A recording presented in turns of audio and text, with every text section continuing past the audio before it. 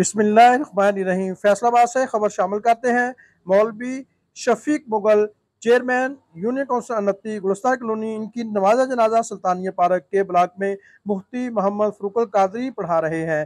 नमाज जनाजा में डॉक्टर असद मौजम, साबिक MPA राना सिकंदर आजम, मिर्जा मोहम्मद अदीस मुगल चेयरमैन, मिर्जा अशरफ मुगल, मिर्जा सलीम, मियाँ इब्राहिम सदर, फोटो जर्नलिस्ट मुजाहिद हुसैन शाह, चौधरी मोहम्मद अमीन, फोटो जर्नलिस्ट, उलमा इकराम, सियासी व समाजी शख्सियत ने कसीर तादाद में शिरकत की। आप जो मनाजर देख रहे हैं फैसलाबाद से।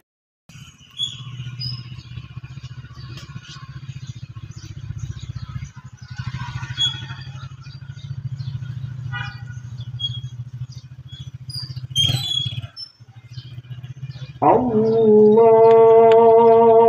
अकबर। अस्सलामु अलैकुम व रहमतुल्लाह। अस्सलामु अलैकुम व रहमतुल्लाह। एक